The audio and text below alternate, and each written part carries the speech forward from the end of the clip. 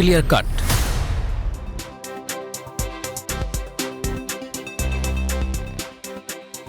नमस्कार, मैं हूं रंजीत कुमार और आप देख रहे हैं क्लियर कट। खबरों के जाल में आपका सरोकार कहीं खो न जाए और बयानों के शोर में मुद्दे कहीं गायब न हो जाएं, इसीलिए खबरों का एक खास शो आपको जरूर देखना चाहिए जो दिखाता है खबरों का एक्चुअल और फैक्चुअल चेहरा।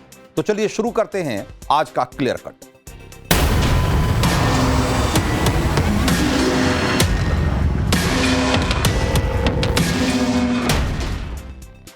तो जीएसटी के स्लैब में बदलाव करके प्रधानमंत्री मोदी ने देश की अर्थव्यवस्था को एक जबरदस्त बूस्टर डोज दिया है।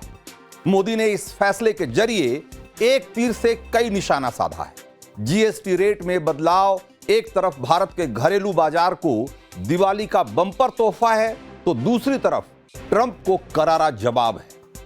जीएसटी को लेकर यह फैसला ग्राहकों की जेब में बचत की गर्माहट है और उद्योगों के लिए बढ़ती डिमांड की उम्मीद। कैसे मोदी ने एक फैसले से अर्थव्यवस्था से लेकर कूटनीति तक सबको साधने की कोशिश की है, चलिए जरा विस्तार से समझते हैं। तो जीएसटी में इस बदलाव के जरिए पीएम मोदी ने पहला निशाना लगाया है महंगाई पर। आम जनता की रोजाना की जरूरत का बहुत सारा सामान सस्ता होने जा रहा है। आटा से लेकर तेल तक सबका दाम कम होगा। 90% से ज्यादा घरेलू आइटम्स सस्ते होंगे जो सीधे महंगाई को 1 से 2% तक कम कर सकते हैं। महंगाई कम होगी तो बैंकों का लोन भी सस्ता होगा, क्योंकि आरबीआई के पास रेपो रेट को और कम करने की गुंजाइश होगी। कम महंगाई और सस्ता लोन अर्थव्यवस्था की रगों में एक्स्ट्रा ग्लूकोज और एक्स्ट्रा ऑक्सीजन की तरह काम करता है। मोदी सरकार का यह फैसला पूरे मार्केट के सेंटीमेंट को बदल कर रख सकता है। एक्सपर्ट ये कह रहे हैं कि रूरल कंजम्पशन यानी कि ग्रामीण इलाकों में खपत भी बहुत तेजी से बढ़ने वाली है, क्योंकि इस बार पीएम मोदी के साथ साथ इंद्र देवता भी मेहरबान है। मॉनसून अच्छा है और बारिश अच्छी हो रही है, इसलिए खेती से किसानों की आमदनी बढ़ेगी और गांव में कंजम्पशन बढ़ेगा। कुल मिलाकर यहां से अगली कुछ तिमाही के लिए बहुत अच्छे संकेत दिख रहे हैं। पीएम मोदी ने जीएसटी रेट में बदलाव के जरिए दूसरा बड़ा निशाना साधा है आर्थिक विकास पर। इस एक फैसले से घरेलू मांग बढ़ेगी तो इससे आर्थिक विकास की रफ्तार भी तेज होगी। टैक्स बढ़ने से लोगों की जेब में ज्यादा पैसा बचेगा, जिससे कि डिमांड क्रिएट होगा। डिमांड को पूरा करने के लिए कंपनियां प्रोडक्शन बढ़ाएंगी, यानी कि ज्यादा रोजगार के मौके बने। ज्यादा रोजगार का मतलब ज्यादा लोगों के पास पैसा पहुंचेगा और इस तरीके से अर्थव्यवस्था में एक पॉजिटिव चक्र की शुरुआत हो जाएगी और जो कि उसकी रफ्तार को और तेज करेगी। रिपोर्ट्स बताते हैं कि इससे जीडीपी ग्रोथ में करीब आधा से लेकर 1% तक की बढ़ोतरी हो सकती है और आधा से 1% एक बहुत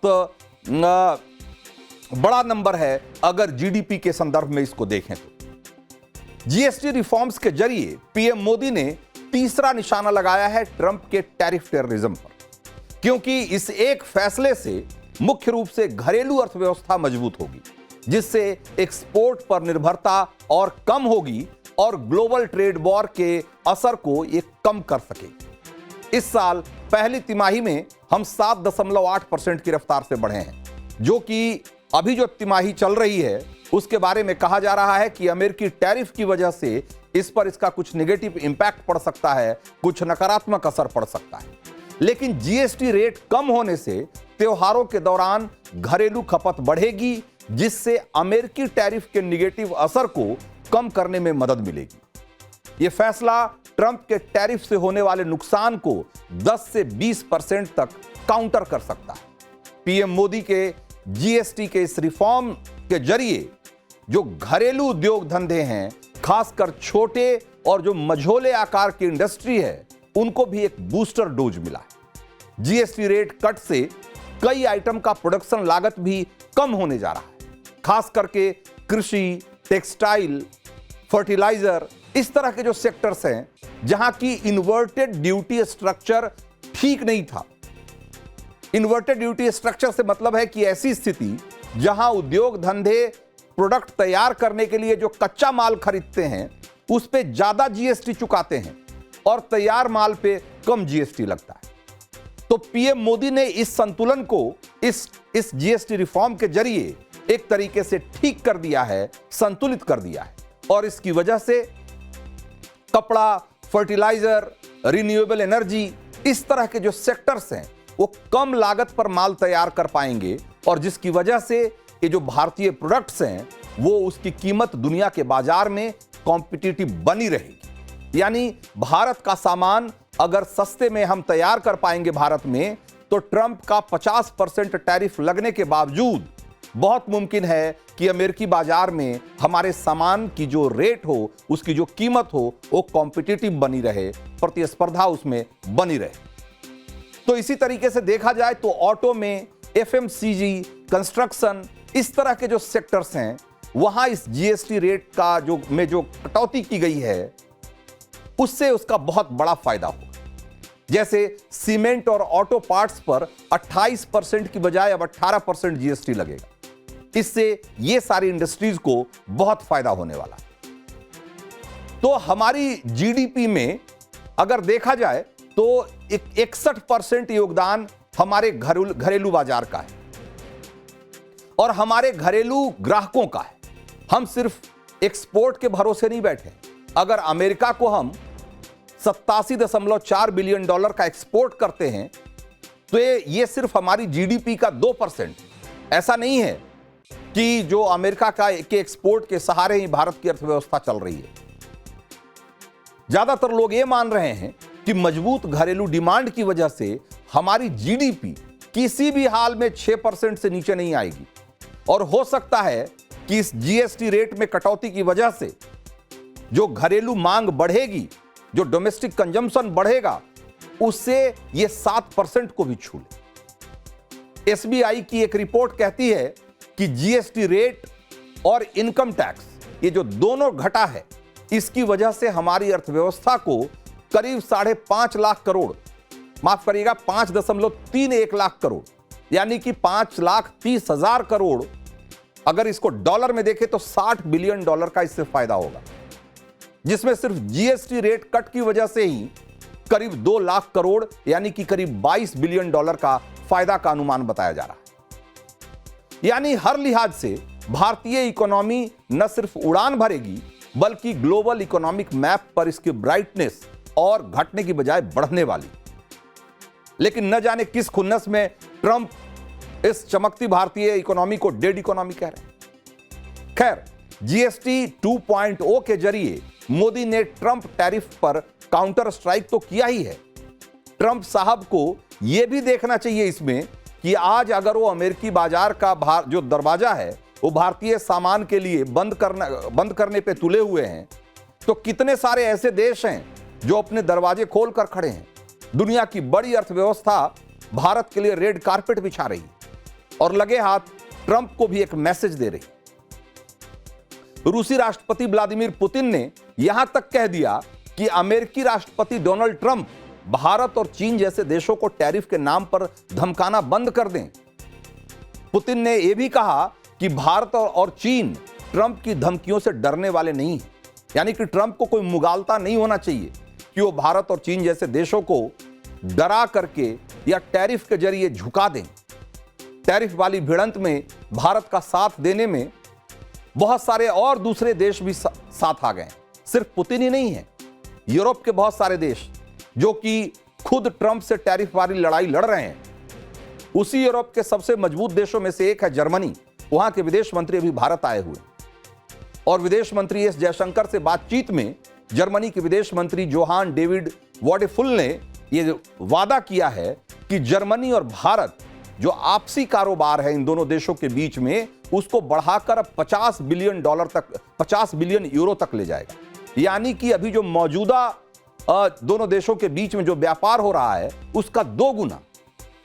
और तो और पहले जो जर्मनी की तरफ से भारत को सैन्य साजो सामान के निर्यात पर कई तरह की बंदिशें थी, उनको भी हटाने की बात कही गई। भारत यूरोपीय यूनियन के साथ भी फ्री ट्रेड एग्रीमेंट पर बात कर रहा है। इससे पहले हम यूके के साथ एफटीए कर चुके हैं। यानी एक अमेरिकी दरवाजा थोड़ा जरूर बंद होता दिख रहा है, लेकिन भारत के लिए कई दूसरे दरवाजे धड़ाधड़ खुल रहे हैं। एक और देश है सिंगापुर, वो भी भारत पर भरोसा जता रहा है। सिंगापुर के प्रधानमंत्री लॉरेंस वोंग वो भी भारत के दौरे पे हैं अभी, और यात्रा की शुरुआत पर ही उन्होंने भारत के लिए कहा कि हम भारत पर इसलिए भरोसा करते हैं क्योंकि भारत का ट्रैक रिकॉर्ड बहुत शानदार रहा।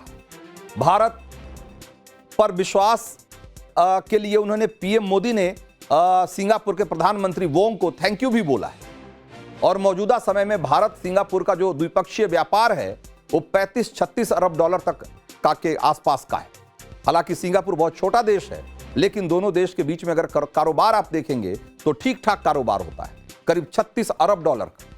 और अगर एफडीआई के मामले में देखेंगे तो सिंगापुर भारत का सबसे बड़ा निवेशक है। सबसे ज्यादा एफडीआई जो है वो सिंगापुर के जरिए आता है भारत में। 2000 से लेकर देखा जाए तो 25 सालों में सिंगापुर ने 175 अरब डॉलर, पौने 200 अरब डॉलर का निवेश भारत में किया है। और उसमें कोविड-19 के बाद 60 अरब डॉलर आए हैं। इसीलिए आज सिंगापुर भारत के साथ सप्लाई चेन से लेकर स्पेस तक और स्किल से लेकर सेमीकंडक्टर तक हर मामले में कई तरह का करार करने को उत्सुक है। और ऐसे करार से टैरिफ वाले साहब कितने बेकरार हो रहे होंगे वो भी बहुत हद तक क्लियर है।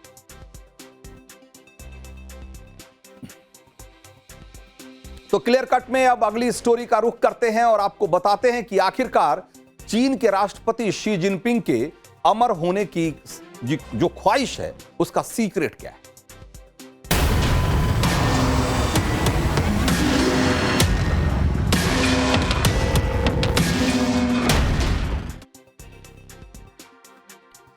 तो जब भी हम अमरता के बारे में सोचते हैं तो आपको कई साइंस फिक्शन वाली फिल्मों की याद आने लगती है। जन्म लिया है तो मौत तो होगी ही, ये सभी मानते हैं, लेकिन विज्ञान इस धारणा को हमेशा से चुनौती देने की कोशिश में जुटा रहा है। और अब तो ऐसा लगता है कि चीन के राष्ट्रपति शी जिनपिंग और रूसी प्रेसिडेंट व्लादिमीर पुतिन भी ये मानने लगे हैं कि इंसान अमर होने के करीब है। जिनपिंग और पुतिन के बीच बातचीत का एक सीक्रेट ऑडियो सामने आया है। पुतिन और जिनपिंग के बीच अनौपचारिक बातचीत के दौरान उनका माइक हॉट रह गया, यानी कि ऑन रह गया। और इस बातचीत का जो ऑडियो है उसने एक बार फिर से इंसानों के अमर होने की ख्वाहिश को लेकर एक नई तरह की बहस छेड़ दी। और यह भी कि क्या पुतिन और जिनपिंग भी अमर होने का ख्वाब देख रहे हैं। असल में कल यानी कि 3 सितंबर को बीजिंग में विक्ट्री डे परेड के दौरान रूस के राष्ट्रपति व्लादिमीर पुतिन, चीन के राष्ट्रपति शी जिनपिंग और उत्तर कोरिया के तानाशाह किम जोंग उन आपस में गुफ्तगू कर रहे थे। और उसी वक्त एक माइक्रोफोन में उनकी आवाज, एक यूं कहिए कि दुर्लभ बातचीत रिकॉर्ड हो गई। और उस बातचीत में दोनों ही 150 साल तक जीने की उम्मीद के बारे में बात कर रहे हैं। इस बातचीत के दौरान पुतिन के ट्रांसलेटर को चीनी भाषा में यह कहते सुना गया कि बायोटेक्नोलॉजी लगातार विकसित हो रही है, मानव अंगों का लगातार प्रत्यारोपण किया जा सकता है और आप जितने लंबे समय तक जीवित रहेंगे असल में उतने ही युवा बने रहेंगे और यहां तक कि अमरता को भी प्राप्त कर सकते हैं, आप अमर भी हो सकते हैं।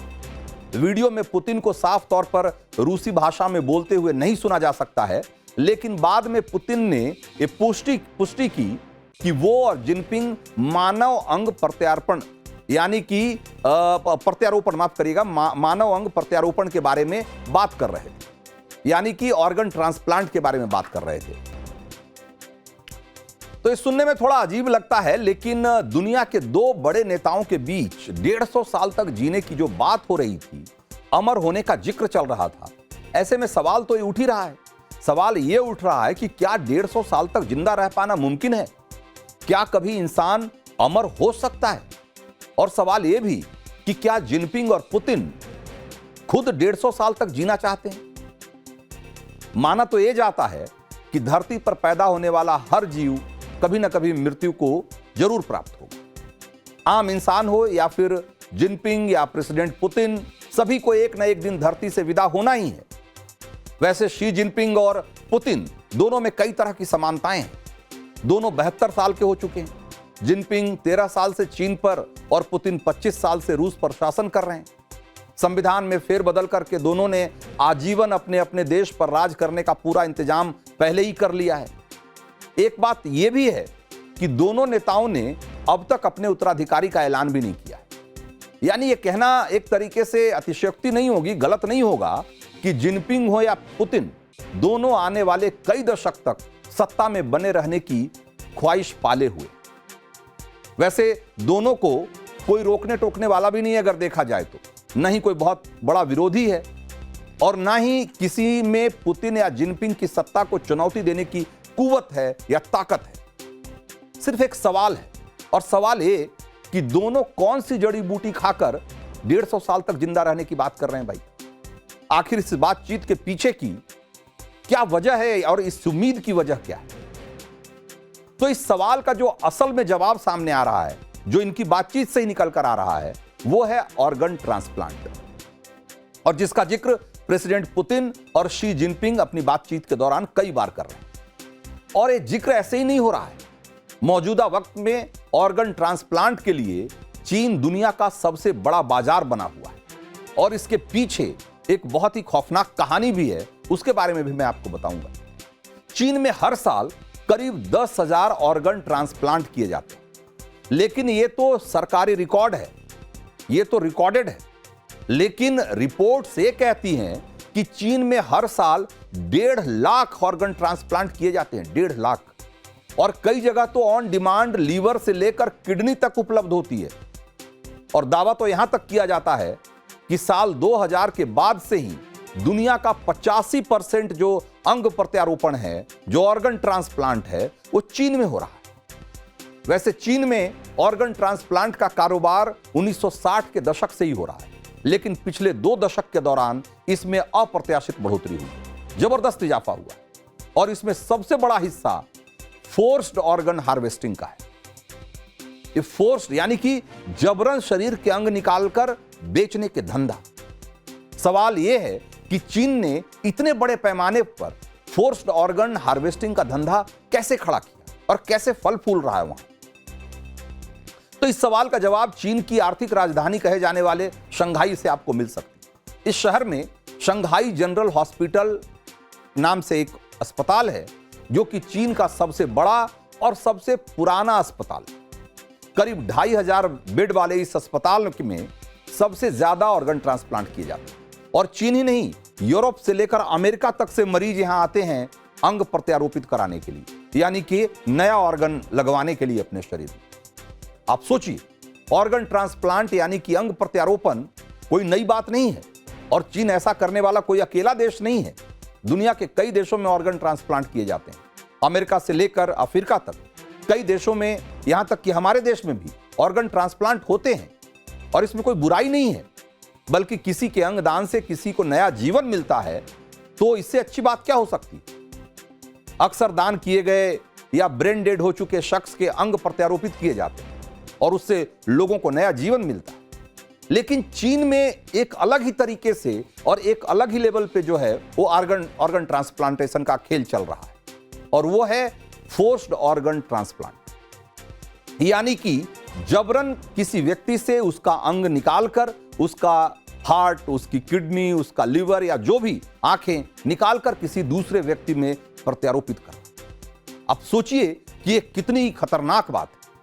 कुछ साल पहले अमेरिकन जर्नल ऑफ ट्रांसप्लांटेशन की रिसर्च सामने आई, जिसमें चीन को लेकर एक बहुत बड़ा खुलासा किया गया, और रिसर्च में यह बताया गया कि चीन में 95% ऑर्गन जेल में बंद कैदियों से निकाले जाते हैं, और इसके लिए हर साल हजारों कैदियों को मार दिया जाता है।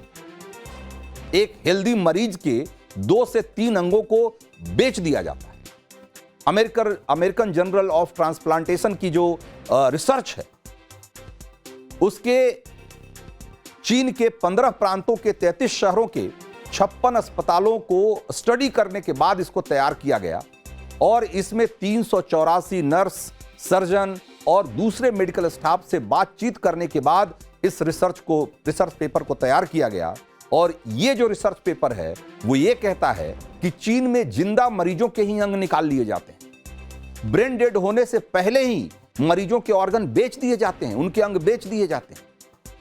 एमनेस्टी इंटरनेशनल की रिपोर्ट के मुताबिक दुनिया में 80% से ज्यादा मौत की सजा चीन में दी जाती है, और जिनको मौत की सजा दी जाती है उनके अंग निकालकर बाजार में बेच दिए जाते हैं।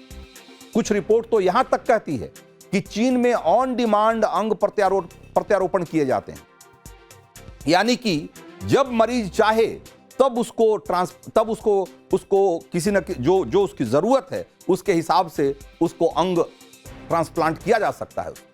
आप सोचिए, और ये कोई सामान्य बात नहीं है।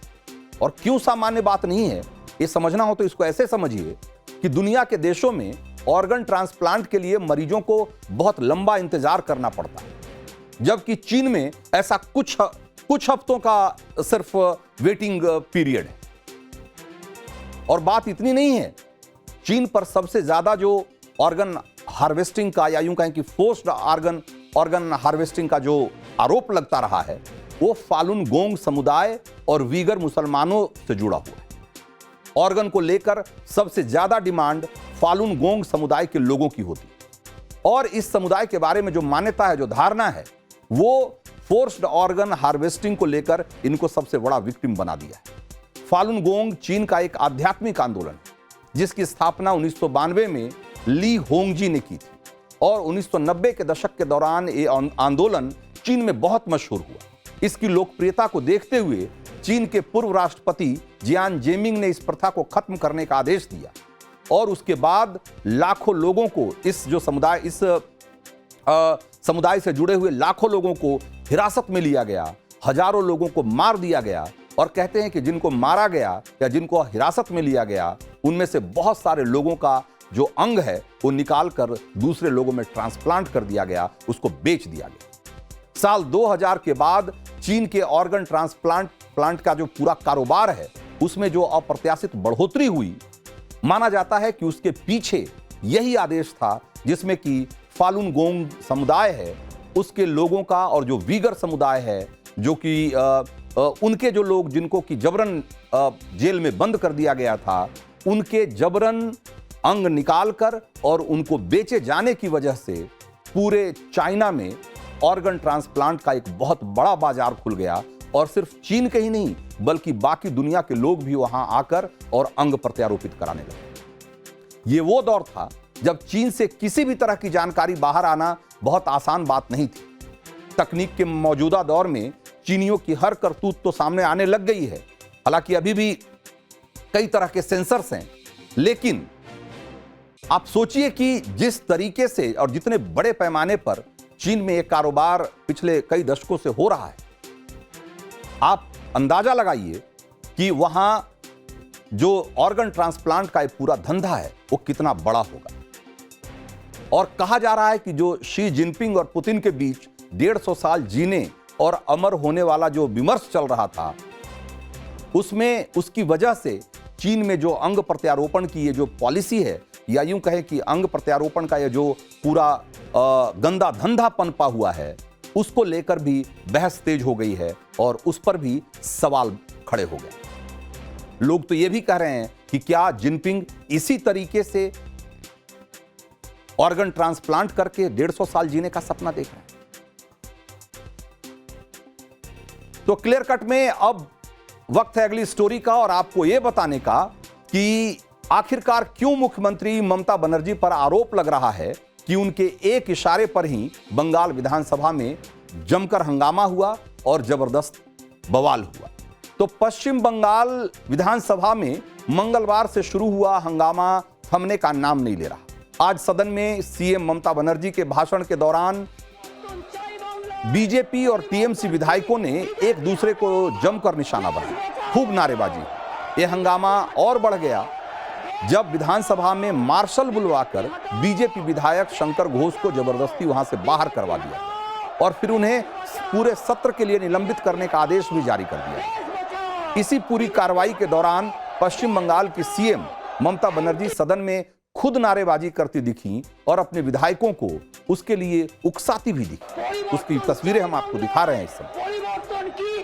तो पश्चिम बंगाल में विधानसभा चुनाव अगले साल होने हैं, लेकिन आज के हंगामे ने दिखा दिया कि उसकी सियासी बिसात एक तरीके से बिछ चुकी है, क्योंकि ममता दीदी इस हंगामे के दौरान एक कदम और आगे बढ़कर बीजेपी को एंटी बंगाल और एंटी बंगाली साबित करने का नैरेटिव सेट करने में जुटी दिखाई दी। तो ये तस्वीर थोड़ा इसलिए भी हैरान करती है क्योंकि खुद राज्य की मुख्यमंत्री विधानसभा में विपक्षी पार्टी के खिलाफ नारेबाजी और हंगामे को हवा देती हुई दिखाई दे रही है। बीजेपी हटाओ, देश बचाओ के नारे लगवा रहे हैं। कह रहे हैं कि बंगाल में एक दिन ऐसा जरूर आएगा जब बीजेपी का एक भी विधायक बंगाल विधानसभा में नहीं बैठे, लोग बीजेपी को वोट ही नहीं देंगे। हंगामे के दौरान बीजेपी विधायक शंकर घोष को जिस तरह जबरदस्ती निकाला गया, उस पर बीजेपी सवाल खड़े कर रही है। आरोप यह लगाया जा रहा है कि धक्का मुक्की, जोर जबरदस्ती की गई और जिसके कारण शंकर घोष को चोट आई है, गंभीर चोट आई। बंगाल विधानसभा के विशेष सत्र में पहले नेता विपक्ष शुवेंदु अधिकारी को सदन से निलंबित किया गया और उसके बाद बीजेपी के चीफ व्हिप शंकर घोष का निलंबन।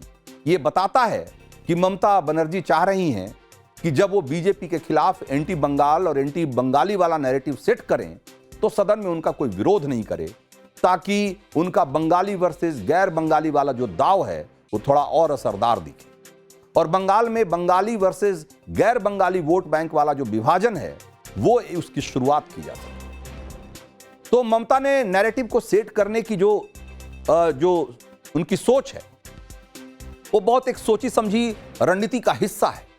बंगाल विधानसभा में 4 दिन का विशेष सत्र बुलाया गया है और इसमें प्रवासी बंगालियों के उत्पीड़न का मुद्दा सबसे प्रमुखता से उठाने का फैसला किया गया है और बंगाली अस्मिता की आड़ में तुष्टीकरण की राजनीति का एक नया प्रयोग के तौर पर इसको देखा जा रहा है।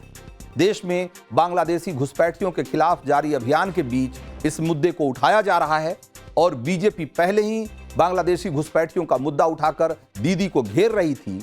ऐसे में ममता बनर्जी ने प्रवासी बंगाली का कार्ड इस बहुत सोच समझकर उछाला है और उन्होंने ऐसा कहा जा रहा है कि ममता बनर्जी बंगाली अस्मिता के नाम पर या बंगाली के नाम पर वो बांग्लादेशियों को प्रोटेक्ट करने की या उनको एक तरीके से बचाने की मुहिम उन्होंने शुरू की। ममता बनर्जी और उनकी पार्टी टीएमसी क्यों प्रवासी बंगाली उत्पीड़न का मामला उठा रही है, उसको भी थोड़ा ठीक से समझने की जरूरत है। तो ये मामला दिल्ली में संदिग्ध बांग्लादेशियों की गिरफ्तारी से जुड़ा हुआ है, उन्हें बांग्लादेश की भेजने की कार्रवाई से जुड़ा हुआ है, जो बंगाल के रास्ते दिल्ली पहुंचे थे और जिनके पास बांग्ला भाषा में बनाए गए पहचान पत्र तो थे, लेकिन जो अपनी नागरिकता साबित नहीं कर पा रहे। दिल्ली पुलिस ने पश्चिम बंगाल के गृह विभाग को एक चिट्ठी लिखा और इन गिरफ्तार लोगों के पास जो बांग्लादेशी भाषा में लिखे पहचान वाले दस्तावेज हैं, उसका हिंदी या अंग्रेजी ट्रांसलेशन करके उनको भेजा जाए, ये उन्होंने उनसे गुजारिश की। ममता बनर्जी ने इसी बांग्लादेशी शब्द को आधार बनाकर बीजेपी के खिलाफ माहौल बनाना शुरू किया और कहा कि बांग्ला पहचान बांग्ला भाषा को बांग्लादेशी बनाने की या बताने की साजिश हो रही। ममता बनर्जी ने इसे बांग्ला भाषियों के अपमान का मुद्दा बना दिया और कहा कि यह केंद्र सरकार की बंगाल विरोधी नीतियों का असर है, जो ऐसी असंवैधानिक भाषा का इस्तेमाल करके देश के बांग्ला भाषी नागरिकों को अपमानित किया जा रहा है। हालांकि एकदम बिल्कुल स्पष्ट तौर पे जो दिल्ली पुलिस की तरफ से या केंद्र की तरफ से जो चिट्ठी लिखी गई थी, उसमें उन्होंने स्पष्ट तौर से कहा था कि सरकार का इरादा जो यहाँ अवैध तरीके से रह रहे बांग्लादेशी हैं, उनको यहाँ से उनकी पहचान करके वहाँ से इनको डिपोर्ट करना सरकार का मकसद है। लेकिन इसमें ममता बनर्जी को अपने लिए पॉलिटिक्स की एक जगह दिख गई और उन्होंने इसको जो बांग्ला भाषी लोग हैं उनकी अस्मिता और उनकी प्रतिष्ठा से जोड़ दिया और उसको इस तरीके से उछालना शुरू कर दिया कि जैसे केंद्र सरकार का ये जो पूरा अभियान है वो बांग्लादेशियों के खिलाफ नहीं बल्कि बंगालियों के खिलाफ। तो दीदी ने जिस तरीके से बांग्लादेशी घुसपैठियों के मुद्दे को बांग्ला भाषा के अपमान से जोड़ा, उसे पश्चिम बंगाल में बांग्लादेशी घुसपैठियों का मुद्दा दबाने की सियासत के तौर पर देखा जा रहा है और बीजेपी ने इसके खिलाफ जमकर मोर्चा खोला। बीजेपी आरोप ये लगा रही है कि नौकरी घोटाले में ममता की गर्दन फंसी हुई है, तो अपनी गर्दन बचाने के लिए दीदी अब बांग्ला अस्मिता की आड़ ले रही है। तो बांग्लादेशियों के खिलाफ कार्रवाई को बांग्ला अस्मिता से जोड़कर ममता बनर्जी ने एक तरीके से एक बड़ा पॉलिटिकल कार्ड हासिल करने की कोशिश की है, लेकिन बीजेपी के लिए ये एक ऐसा मुद्दा है जिसको सिर्फ बंगाल में नहीं बल्कि वो पूरे देश में भुना सकती है। इसलिए इस मुद्दे पर लड़ाई आने वाले दिनों में भी आपको इसी तरीके से देखने को मिलती रहेगी। तो क्लियर कट में आज इतना ही। मुझे दीजिए इजाजत।